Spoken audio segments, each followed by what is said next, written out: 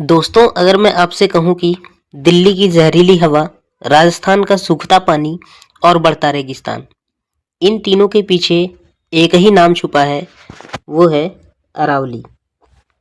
जब दिल्ली में धूल भरी आंधी चलती है, जब राजस्थान में रेगिस्तान आगे बढ़ने लगता है, जब जमीन के नीचे पानी सूखने लगता है, तो इन्हें रोकने वाला एक मौन प्रहरी है, वो है अरावली की पहाड़ियाँ। लेकिन आज वही अरावली खुद खतरे में है। आज की यह कहानी सिर्फ पहाड़ों की नहीं, बल्कि हमारे भविष्य की है। अरावली भारत की सबसे पुरानी पर्वत श्रृंखला है, इतनी पुरानी कि जब हिमालय पैदा भी नहीं हुआ था, तब अरावली यहाँ खड़ी थी। यह राजस्थान से निकलकर हरियाणा, दिल्ली और गुजरात तक फैली है। अरावली रेगिस्तान को फैलने से रोकती है, जमीन के नीचे पानी भरने में मदद करती है, जानवरों और जंगलों का घर है, दिल्ली की हवा को बचाने में ढाल है। लेकिन सवाल यह है कि अगर यही अरावली खत्म हो गई तो क्या होगा? क्या हम इसे खोने वाले हैं? इस वीडियो के अंत तक बने रहिए, क्योंकि अंत में मैं बताऊंगा अगर अरावली खत्म हुई तो इसका असर सिर्फ पहाड़ों पे ही नहीं पड़ेगा, बल्कि आपकी ज़िंदगी पे भी पड़ेगा। अरावली सिर्फ पत्थरों की दीवार नहीं है, यह पहाड़ बारिश के पानी को रोककर जमीन के नीचे भेजता है, गर्म हवाओं को दिल्ली तक पहुंचने से पहले रोकता है, राजस्थान को पूरा रेगिस्तान बनाने से बचाता है। आप सोचिए, अगर अरावली ना होता तो दिल्ली की हवा आज से 5 गुना ज़्यादा जहरीली होती। बहुत कम लोग जानते हैं कि हर साल जो बारिश होती है उसका बड़ा हिस्सा अरावली की दरारों में समा जाता है। यही पानी कुओं में पहुंचता है, हैंडपंप चलाता है, खेतों को जिंदा रखता है। अगर ये पहाड़ कटे तो सीधे पानी बह जाएगा और नीचे कुछ भी नहीं बचेगा। नया नियम क्यों बना? असली वजह क्या है? कानून क्या कहता है?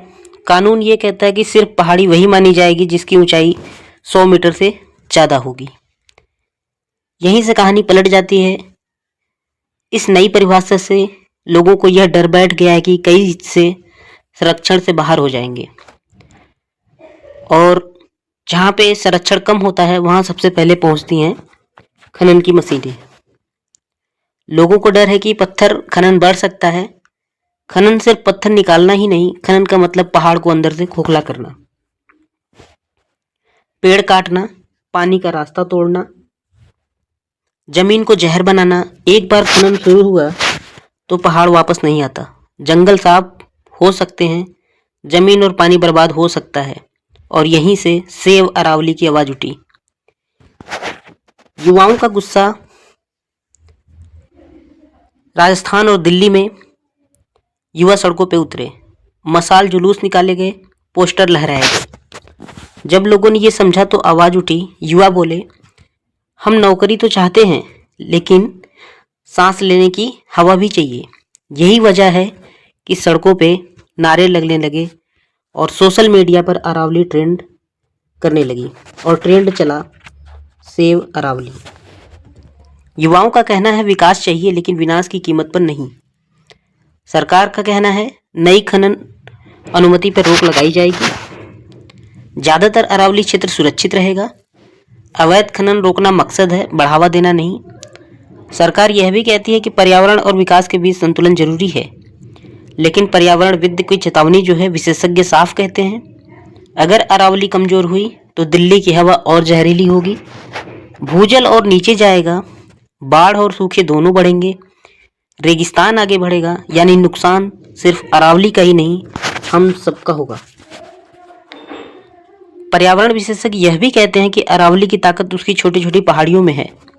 डर यह है कि छोटी पहाड़ियां, ढलान, पथरीली जमीन, ये सब अब कागजों में पहाड़ नहीं रहेंगी, और जहां पहाड़ नहीं वहां सुरक्षा भी नहीं। अगर अरावली कमजोर हुई तो दिल्ली की हवा और जहरीली होगी, भूजल और नीचे जाएगा, बाढ़ और सूखे दोनों बढ़ेंगे, रेगिस्तान आगे बढ़ेगा। यानी नुकसान सिर्फ अरावली का ही नहीं, हम सबका होगा।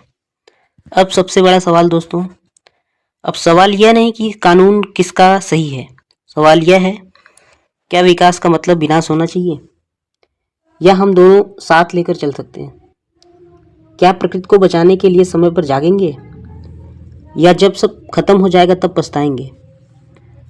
अरावली बोल नहीं सकती, लेकिन उसका दर्द हवा, पानी और गर्मी में दिख रहा है। अगर हम आज नहीं जागे तो कल हमारी आने वाली पीढ़ी पूछेगी, जब सब कुछ बचाया जा सकता था तो आपने कुछ किया क्यों नहीं? क्योंकि यह सिर्फ पहाड़ों की कहानी नहीं, हमारी कहानी है।